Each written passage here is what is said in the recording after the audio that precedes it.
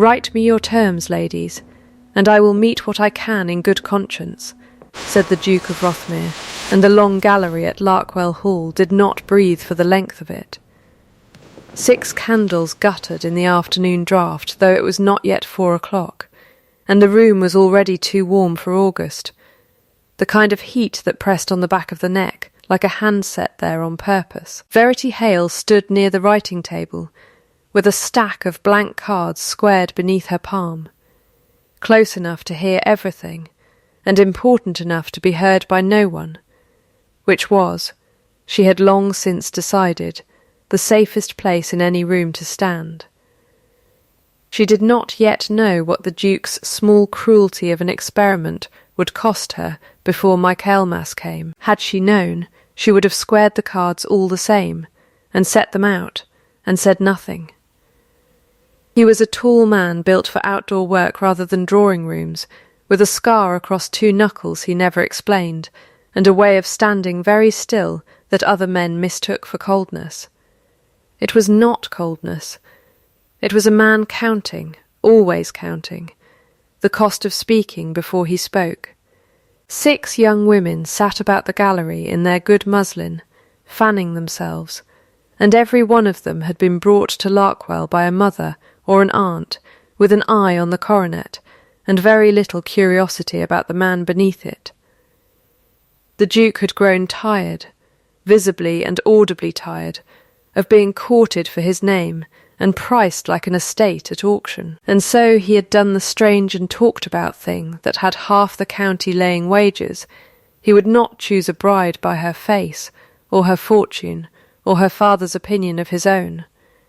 He would ask each candidate to write, privately and in her own hand, exactly what she required of the marriage, and he would marry the one whose terms he could meet without shame.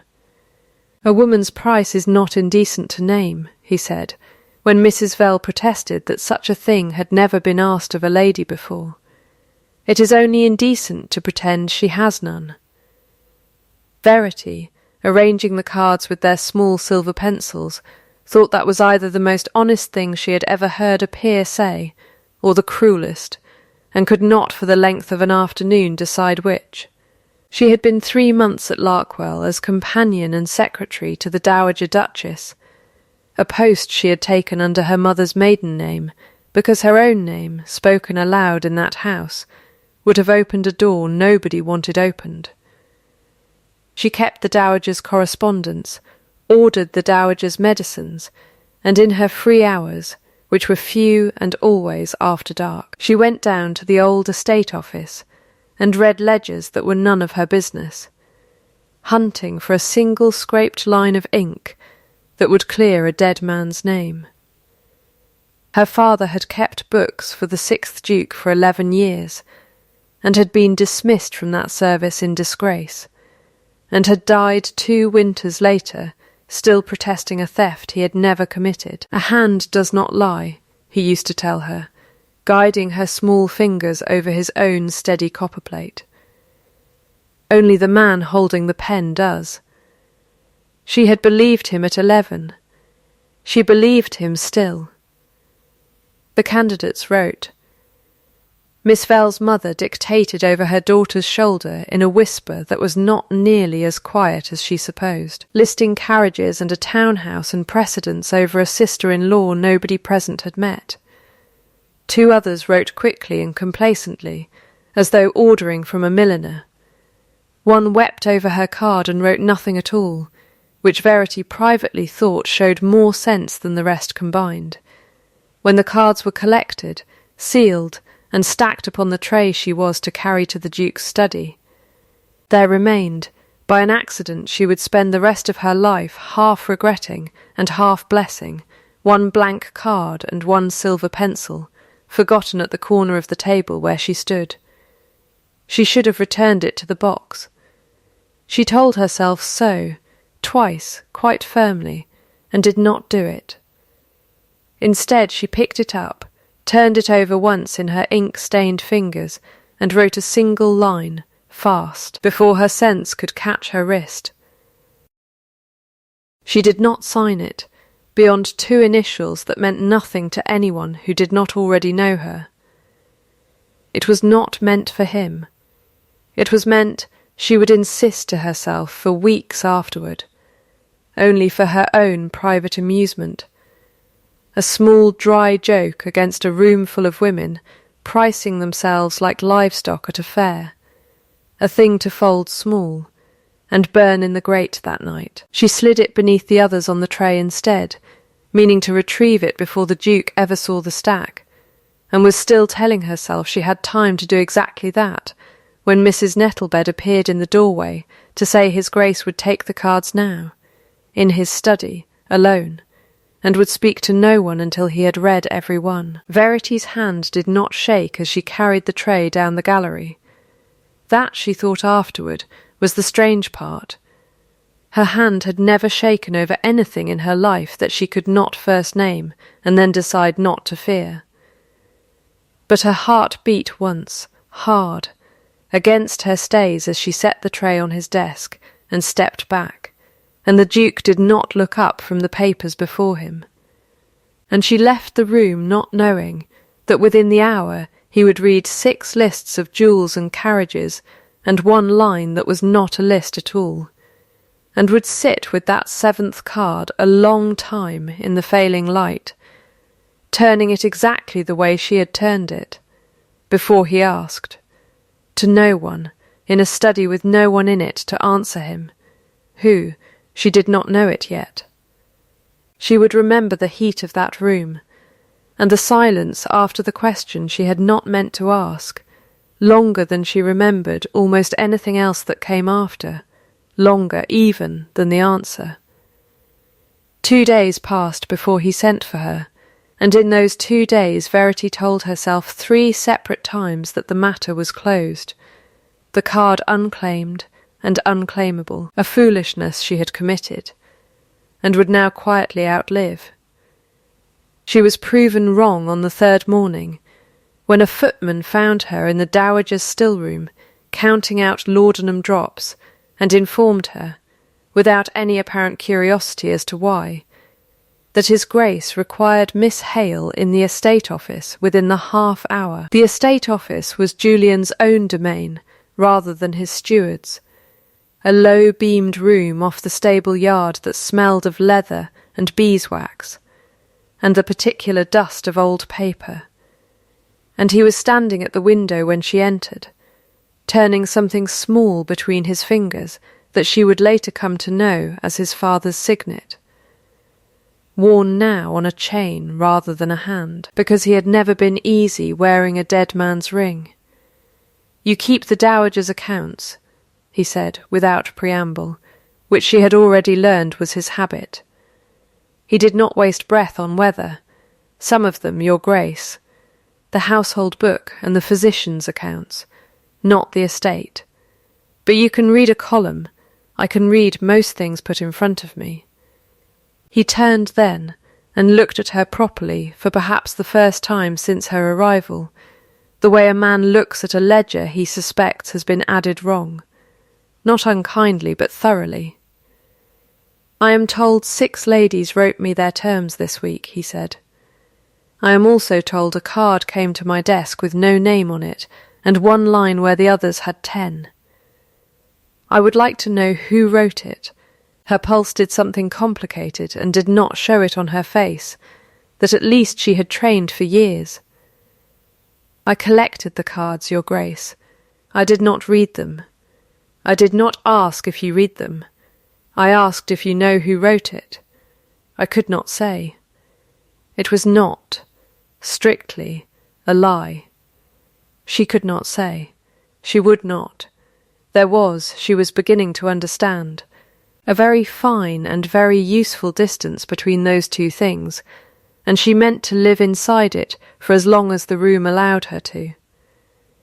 He studied her a moment longer, and something in his face eased. Not into trust exactly, but into the beginning of it, the way ice at the edge of a pond thins before it gives. "Then, I will ask you a different question, since you are apparently a woman who answers what is asked and nothing more. Do you think a person can be known by a single sentence, Miss Hale? Or does honesty require the whole list?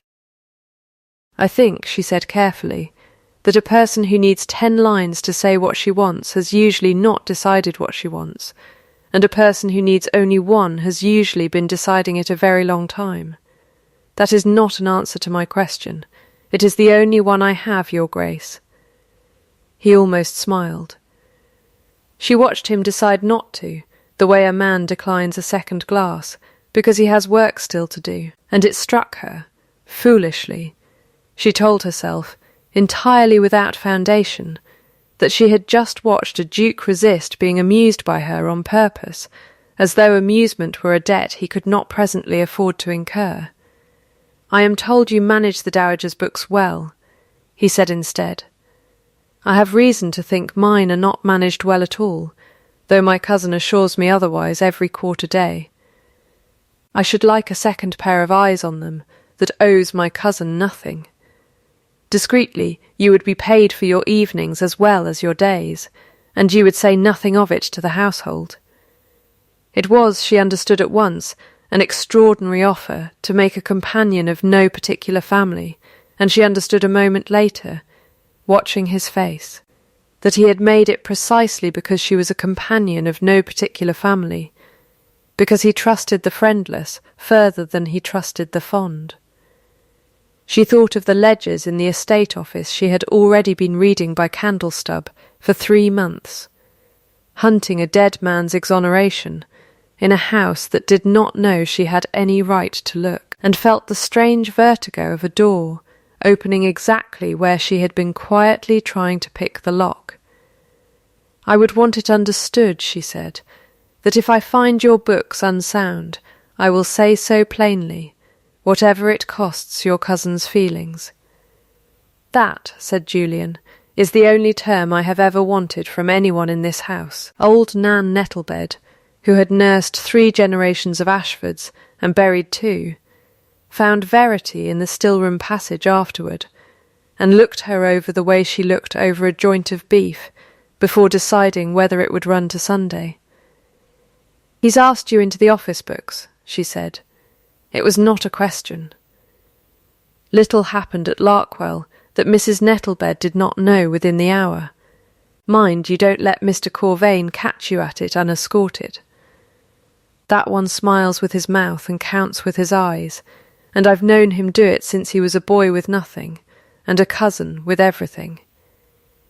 She said it lightly, the way she said most things, but her gaze did not lighten to match, and Verity filed the warning away with the same care she filed a scraped ledger line, not yet useful, but not to be lost. Her father, before the world had taken his name from him, had been fond of saying that every house of accounts hid a second house behind it, built out of the entries nobody thought to add twice.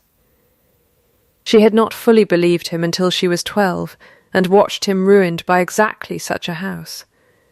She believed him entirely now, standing in a corridor that smelled of beeswax and old paper, a Duke's Trust folded into her apron pocket like a live coal she had agreed, God help her, to carry. Mr. Silas Corvain came to find her himself 3 evenings later, which she would afterward understand to be a kind of message in itself, since a man secure in his position does not generally trouble to seek out a companion over an account book. He found her in the estate office past 9, a branch of candles burned low, the current quarter's ledger open before her beside an older one she had asked leave to consult for comparison. He came in without knocking, which was his right as steward, and stood a moment in the doorway with his hands folded before him, mild as milk. His Grace's new confidante, he said, working late. Commendable, his voice never rose above a pleasant murmur, she would learn in time. That it never needed to. You'll forgive my curiosity, Miss Hale. I have kept these books 11 years without complaint from anyone above me. I wonder what a companion finds in them that a trained man of business has missed. Nothing yet, Mr. Corvain. I have only begun. Begun where, precisely? The current quarter. His Grace asked for a fresh eye, not an old one. His smile did not move, but something behind it settled, the way water settles once a stone has finished sinking. A fresh eye is a fine thing in a stable-yard, he said. In an account book it is usually only a slow one. You will find these figures dull, Miss Hale, and correct, and in 6 weeks you will tell His Grace so, and return to the Dowager's household accounts, where I imagine you are considerably more used to him. He touched, briefly, a small mourning ring on his smallest finger, a gesture she would not understand the weight of for months yet. I say this as a friend to a stranger in a large house. It is not always safe to be thought clever here. Clever people get asked to prove it. He wished her good evening, and was gone before she could decide whether she had been warned or threatened, which she suspected was precisely the effect he had intended. She sat a long while after the door closed, the candle guttering lower, and turned back 3 years in the old ledger rather than 1.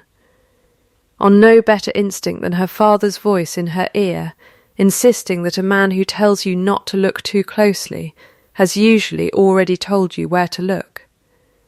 It was past 10 when she found it. Not proof. Not yet. Only a seam.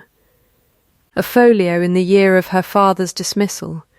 Its final entry for the quarter written in a hand very slightly heavier than the hand above and below it, the ink of it sitting a shade darker on the page, as though laid down by a different pen at a different hour, over ground that had been scraped once, and dried and written on again. She held it to the candle, and turned it at an angle the way her father had taught her, watching the scored fibres of the paper catch the light like a scar catches a low sun, and felt something in her chest go very quiet and very cold, the particular stillness of a person who has been walking toward a door for years, and has just heard, for the first time, someone breathing on the other side of it.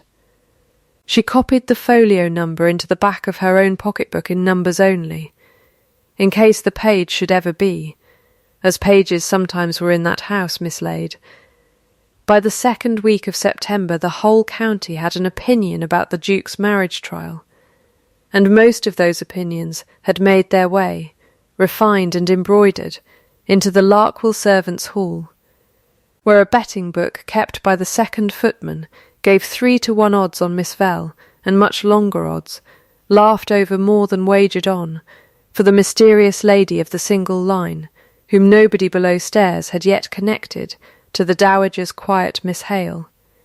Verity worked the estate ledgers most evenings now, ostensibly for the Duke, and in the true unspoken accounting of her own heart, for her father, and found that the two purposes had begun, uncomfortably, to serve each other. Julian came to the office more often than his signature required. He said it was to see the figures explained, she began to suspect, from the length of the explanations he asked for and the shortness of the ones he strictly needed, that it was for something nearer to company, a thing he seemed to regard as an indulgence he had not budgeted for. "You frown at column 3 the way other women frown at a bad hand of cards," he said one night, watching her over the rim of a book he was not reading. "Column 3 does not balance against the tenant rolls for Michaelmas quarter 3 years running," she said. "It has been made to look as though it does. That is not the same as balancing. Made to look. That is a serious word for an account book. It is the only honest word for what I am seeing, Your Grace." He set his book down entirely then, and for a moment neither of them spoke, and the candle between them made its small steady noise, and she was aware, in the way one is aware of weather changing before the first drop falls, that they had crossed from work into something else, without either of them quite choosing the moment. "My father inserted a clause in my grandmother's settlement," he said abruptly, as though the confidence had been waiting behind his teeth for weeks. If I am not married by my 30th birthday, the unentailed income passes into trust until such time as I am. He had been badly used once, by people he trusted with his books, and he never fully recovered his faith in anyone who kept them for him afterward, myself included, I sometimes think, though I was a boy and innocent of the whole business.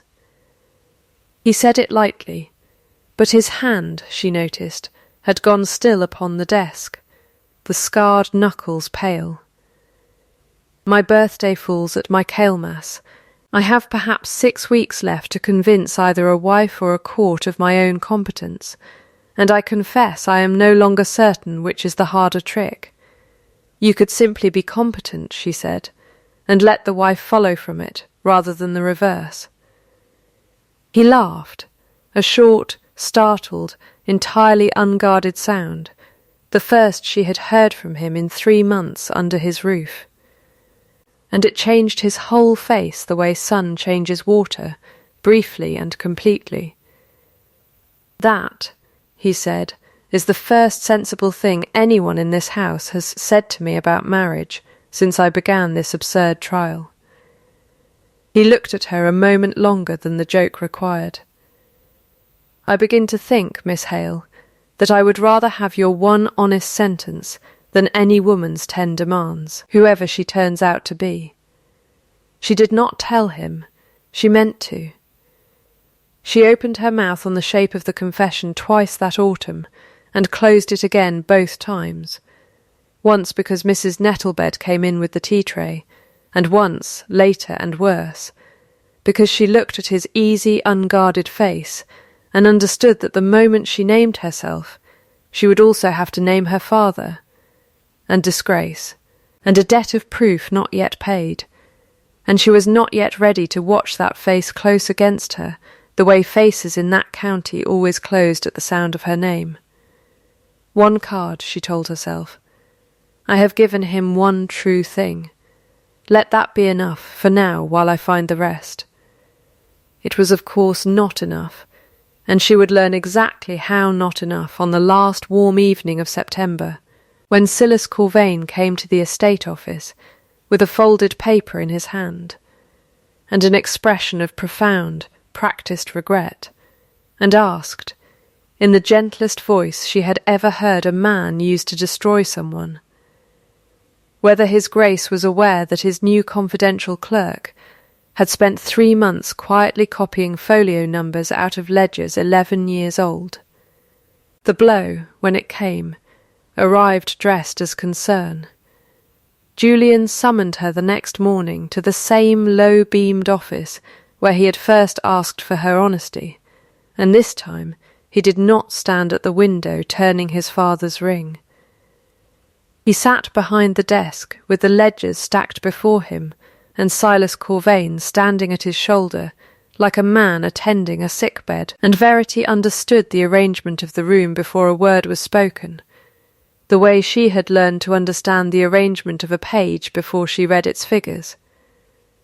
My cousin tells me, Julian said, and his voice had gone very level, the levelled voice of a man holding something heavy with both hands, that you have been copying numbers from ledgers a decade old. Ledgers that predate your employment here by years. He wonders what a companion wants with the private history of this family's finances, Miss Hale, and I confess I find I am wondering it too. I can explain the folios, Your Grace. Then explain them. She looked at Silas, whose face wore nothing but patient sorrow, the face of a man reluctantly doing his duty, and she understood in that instant, with the clean cold clarity of a column finely balancing, that whatever she said now would be measured against whatever he had already said before she entered, and that he had chosen his ground and his hour with the same care he chose his cuffs. To explain the folios was to explain her father. To explain her father, in this room, with this man standing at Julian's shoulder smiling his patient smile, was to hand Silas Corvain the one thing he most needed to know, that she had found the seam, and precisely where it was. I was comparing an old form of the tenant rolls against the new, she said instead, to understand how the accounting method had changed over the years. It is dull work, Your Grace, and I am sorry it has been made to sound otherwise. It was. She would think afterward, the first outright lie she had told him, and it tasted exactly as her father had always warned her a lie would taste, like a coin held too long in the mouth.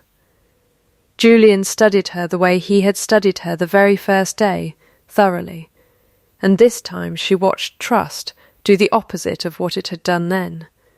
Watched the ice that had thinned all autumn take a sudden hard freeze. "You collected the cards for my marriage trial," he said slowly, as though assembling a column of his own. "You have spent 3 months in rooms and ledgers that were none of your affair, always with some small, dull, reasonable excuse, and you will not tell me the one thing I have actually asked you, twice now, to tell me plainly." He rose. "I begin to wonder, Miss Hale, whether honesty was ever your term at all, or only your performance of it. Your Grace, you may go," he said, and it was not unkind, which was somehow worse than if it had been. "I find I no longer know what I am buying with my trust in this house, and until I do, I would rather not spend any more of it." Silas walked her to the door himself, a courtesy she understood at once to be a cruelty, and murmured, low enough that Julian at his desk would not hear it, "Sentiment is a debt this family has never learned to collect, Miss Hale. I would not build a house on it, if I were you." He said it gently. He said everything gently. She was beginning to understand that gentleness in his mouth was simply the shape cruelty took when it wished to be mistaken for kindness. She did not weep in the corridor, though the corridor would have forgiven her for it. She went instead to the small chamber under the eaves that had been hers since May, and sat a long while with her father's old pocketbook in her lap, the brown leather worn soft as a glove at the corners, and did not open it, only held it, the way one holds a hand rather than a document, and told herself that she had chosen rightly, and found that the telling did not yet make the choosing feel like anything but loss. 2 days later, Julian sent for her a final time, and this second summons was worse than the first because it came dressed in kindness. He did not accuse her. He offered her, instead, in a voice carefully stripped of anger, a generous quarter's wages in lieu of notice, a character reference that named no fault, and a coach to whatever destination she named, if she would only tell him. In confidence, between the two of them and no other soul, what precisely she had been searching for in his family's old accounts. It was, she understood, the kindest bribe she had ever been offered, and the hardest to refuse, because refusing it cost her nothing she could point to, and yet cost her everything she had. To take the money and the coach and go was to be believed guilty of nothing worse than curiosity, and to be released from a house that no longer wanted her, gently, with her dignity apparently intact. To take it, she also understood, was to let her father remain a thief in every ledger in the county for the rest of both their lives, and to let the man who had made him one keep his mild face and his mourning ring and his 11 years of unexamined books. "I cannot take your money for silence, Your Grace," she said, "because I have not yet earned it by wrongdoing, and I will not begin earning it now. Then earn my trust instead, and tell me the truth. I have told you no untruth that was mine alone to withhold, Your Grace. I have withheld a truth that is not mine alone to give." It cost her more than she had thought it would, saying it, watching his face take the words and turn them over and find them, as she had known he would, insufficient. "When I can give it whole, I will. I would rather leave this house with nothing than leave it having sold you half a secret for a coach fare." He looked at her a long moment, and something moved behind his eyes that was not quite anger and not quite grief, closer to the particular ache of a man watching a door he had only just begun to trust swing shut on its own weight. "Then I am sorry," he said, "that we have come to this," and did not stop her when she curtsied and left, and she understood, walking away down the long gallery where 6 weeks before she had squared a stack of blank cards with her own steady hand, that she had just refused the only exit that would not have required her to be brave. Mrs. Nettlebed found her in the stable yard an hour later, with a small trunk already at her feet, and did not offer comfort, being a woman who considered comfort a poor substitute for use. "Mr. Corvain's had the office locked since noon," she said instead, low and fast, glancing once toward the house. "Says the audit papers want protecting before Sir Aldous comes for Michaelmas Quarter. I'd not put it past that man to protect them clean out of existence before the trustee ever lays eyes on them." She pressed something into Verity's hand before she could think better of it. A spare key, worn smooth, warm from the housekeeper's own pocket. "I buried your mother's own kin's rents for 40 years in that office, and I know a false hand from a true one same as you do, girl. Whatever name you've been going by, whatever it is you're after in there, you'd best be quick, and you'd best not be caught." Verity closed her fingers around the key, and for the first time in 3 months said the true name aloud in that house, quietly, to a woman who had already half guessed it. "My father was Josiah Anstell," she said. "He did not steal from this family. I have spent 2 years and 3 months proving it, and I believe I have very nearly finished, and I believe someone in that locked office knows it, and is at this moment burning the last of my proof." Mrs. Nettlebed did not so much as blink. "Then you'd best go in the kitchen door," she said, "and I'll see nobody follows." The office, when Verity let herself in past 10 that night by Mrs. Nettlebed's key, was dark and smelled faintly of a snuffed candle, not yet cold, as though someone had left it only minutes before. The current ledgers stood exactly where they always stood. It was the old ones, the decade-old quires she had marked in her own pocketbook, that were gone from the shelf, and her breath went thin and quick in her chest at the sight of the bare space where they had stood. The dust disturbed in the clean, pale shape of their absence. She had, she realized, exactly one proof left in the world that could not be locked in a steward's cupboard or burned in a steward's grate, because it had never been kept in that house at all. It was in the small brown pocketbook upstairs, worn soft at the corners, that she had carried 3 months without once opening past its first page, because she had not yet been brave enough to read what her father had left her. She went up and opened it that night, by a single candle, and found, tucked into a slit cut into the lining near the spine, a bookbinder's trick, her father's own trade before he had ever kept a duke's accounts, a trick she of all people in England should have thought to look for months sooner. 3 folded sheets in his own steady copperplate, dated the autumn of his dismissal, addressed to no one because he had never lived to send them, setting down in his own patient hand exactly which folios had been altered, by whose method, and under whose direction, and ending in a single line that made her sit very still in the dark long after the candle had guttered low. "I have said nothing to His Grace, for I do not yet have the proof he would need to believe me over his own blood. If I am dismissed before I find it, let whoever reads this know I was not a thief, and let them finish what I could not."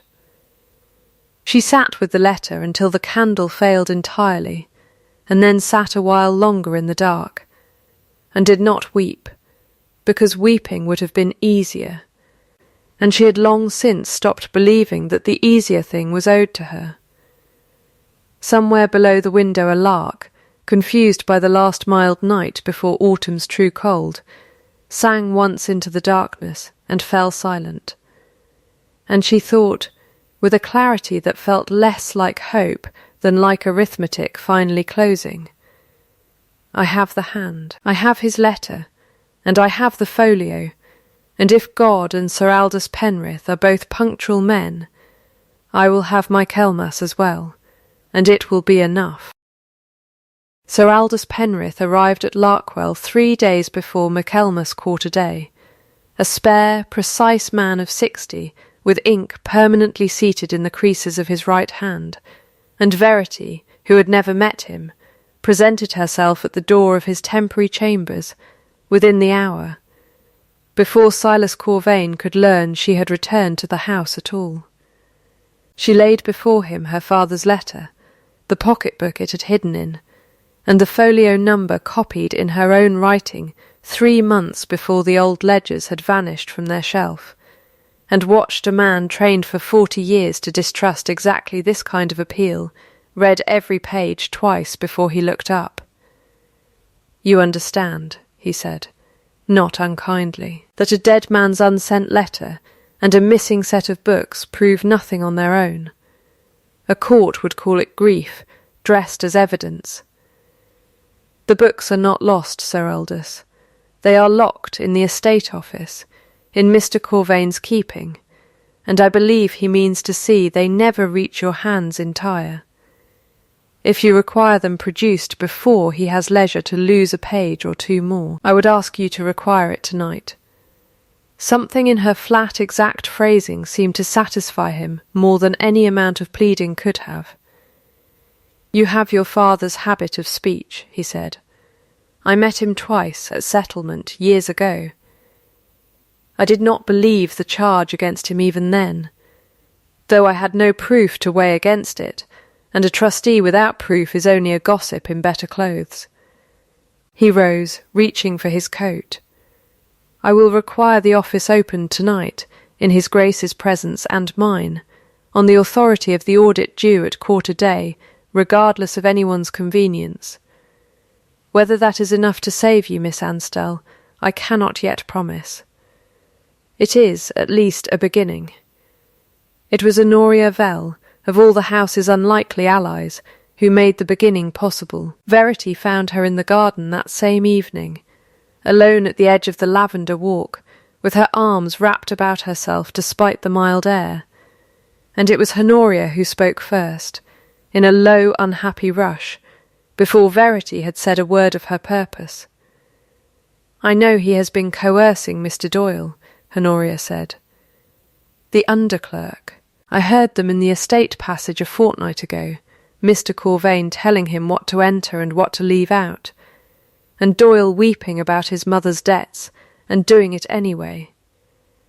I have said nothing, because my own mother owes Mr. Corvain a sum I dare not name, and because I thought, God forgive me, that if I married the Duke myself, the debt would simply vanish, and none of it would matter."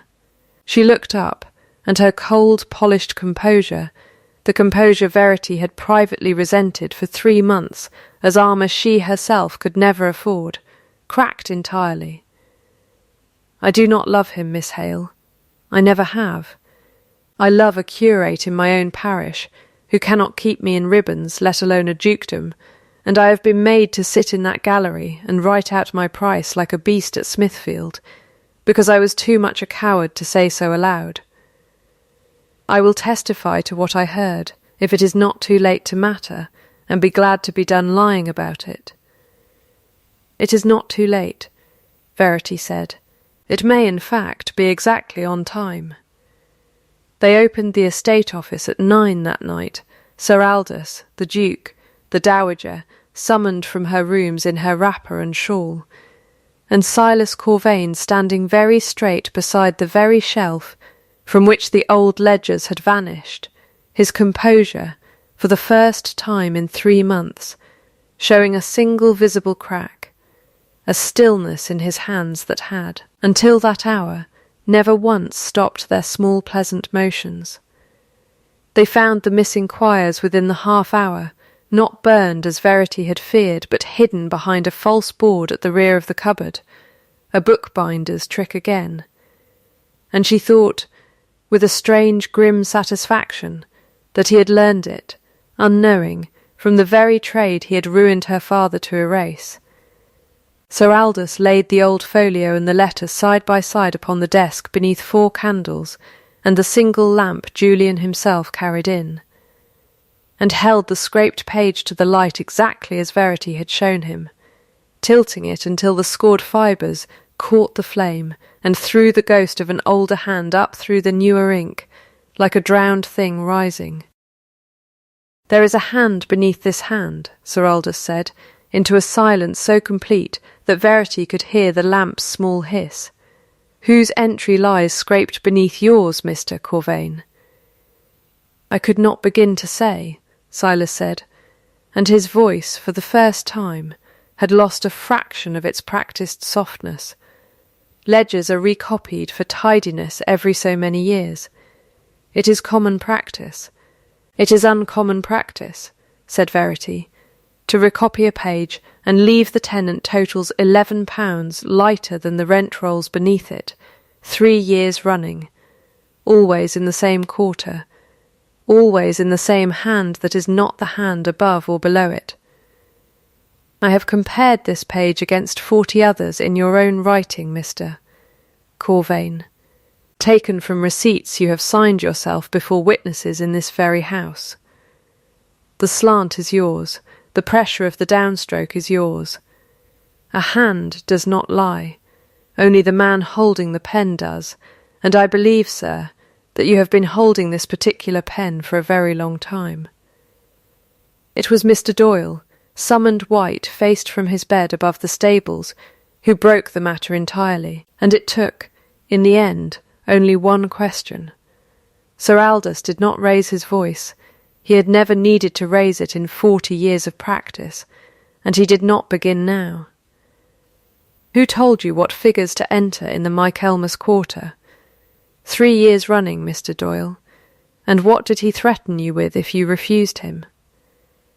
Doyle looked once at Silas, whose face had gone the colour of tallow, and once at Verity, whose steadiness he seemed, in that moment, to draw on the way a man draws on a rail going downstairs in the dark. And then he told them everything. In a rush, weeping openly, naming sums and dates, and the exact words Silas had used about his mother's debts, and his own dismissal without character. And by the time he finished, Sir Aldous had already unfolded, from among Doyle's own trembling papers, 3 letters in Silas's hand that said, in his own careful, damning copperplate, precisely what Doyle had just sworn aloud. "You will forgive me," Silas said at last, into the wreck of it, and his voice had dropped its softness entirely now, gone thin and old and very tired, if I do not apologise prettily. "I have spent 30 years watching this family hand its love to men who did nothing to earn it beyond the accident of being born in the right bed. My mother was an Ashford, Sir Aldous, born on the wrong side of a settlement nobody troubled to correct, and I was raised on the charity of cousins who forgot my name between Christmases. I did not begin by wanting to ruin anyone. I began only wanting what I had been told, my whole childhood, was rightly half mine." He touched for the last time the small mourning ring on his smallest finger, and Verity understood at last, watching him, that it had never been an idle habit, but a grief kept close enough to touch, his mother's only legacy, worn thin with 30 years of exactly this gesture. Josiah Ansdell was in my way. He kept honest books, and honest books do not hide a shortfall. I am not sorry for what I wanted. I am sorry, I think, for what it made me willing to do to get it. Julian, who had stood silent through the whole of it with his father's ring pressed hard into his closed fist, spoke at last, and his voice, when it came, carried no triumph in it at all, only a great and settled weariness. I will not have you tried, Silas, and dragged through assizes with the family name beside yours in every broadsheet in London, because the name you would drag down is also the name of every servant in this house, who never wronged anyone. You will have a settled allowance, sufficient to live on quietly, and passage to wherever in the world you choose to begin again, on the single condition that you never set foot on Ashford land while I hold it. I do this not for your sake. I do it because Josiah Anstell was cleared of theft in this room tonight before 6 witnesses, and I will not let the manner of your leaving cost his daughter 1 more year of scandal by association with a public trial. He turned to Verity then, and something in his face, exhausted as it was, had already begun to unclench. I believe, Miss Anstell, that I owe you rather more than an apology, though I do not yet know where to begin paying it. You may begin, she said, and found, to her own surprise, that her voice was steady by calling me by my own name from now on. I find I have missed the sound of it. The wedding, when it came 6 weeks later, on a bright cold morning at the very start of the new year, was small by the standards of everything else that had happened at Larkwell, that autumn, a country church, a handful of witnesses, no crowd of curious neighbours laying wagers in a betting book, because there was, for once, nothing left to wager on. Mrs. Nettlebed wept without shame through the whole of the register signing, and denied it fiercely to anyone who mentioned it afterward. Honoria Vell stood among the small company on the arm of a curate with worn cuffs, and an unguarded, delighted face. Her engagement announced not a month before, to a mother who had, in the end, been more grateful for the settlement of her own debts than disappointed by the loss of a duchess. Mr. Doyle, given a character and a modest post on a neighbouring estate rather than the ruin he had braced for, sent, of all things, a small carved box for the wedding gifts, with no note beyond his own plain initials. Sir Aldous stood as witness, and pronounced the whole proceeding, dryly, the most satisfactorily concluded piece of business in his 40 years of practice. Before the register was signed, Julian had drawn from his coat, folded soft with handling, the very card she had slipped unsigned among 6 others in a hot gallery the previous August, and read her own line back to her in a church gone quiet enough to hear it. Let it be a marriage, not a market. I have carried this since the day I read it, he said, not knowing whose hand it was, and wanting, absurdly, to marry whoever had written it, sight unseen, on the strength of one honest sentence. I find I want nothing else from you now that I did not want then. Marry me because you wrote this and meant it, not because a dead man's name is clean, or a cousin's debt is paid. Those accounts are already settled. This one is not. Then let it be settled, she said, the way you asked it to be, not a market. Only this. They restaged, almost exactly a year later, the very scene that had begun it all, though neither of them planned it so, and both would afterwards swear the other had.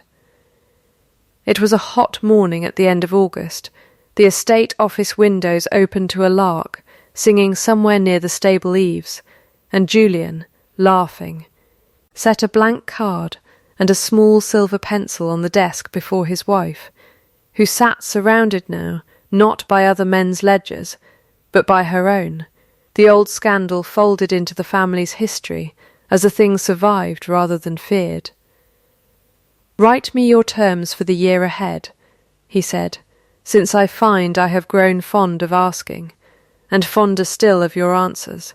She took up the pencil, turned it once between ink-marked fingers, and wrote, without needing to think very long at all, one line, and slid it across the desk to him exactly as she had slid it once, trembling, among 6 strangers' cards in a room that had not yet learned to trust her. He read it, and did not laugh this time, and reached for her hand instead, and outside the open window the lark went on singing into the wide gold morning, as though it too had been waiting a year to finish the same sentence. If this story warmed you, if you have ever kept one true thing folded small in your own pocket, waiting for the right hour to hand it over, then stay a while longer by this fire with me. I keep a chair here for exactly that kind of patience. Tell me, in the comments, which line you would have written on your own blank card given the chance, and whether you'd have had the courage to sign it. If you'd like more evenings like this one, warm and slow and honestly told, keep your place by the hearth and subscribe so the candle's always lit when you come back.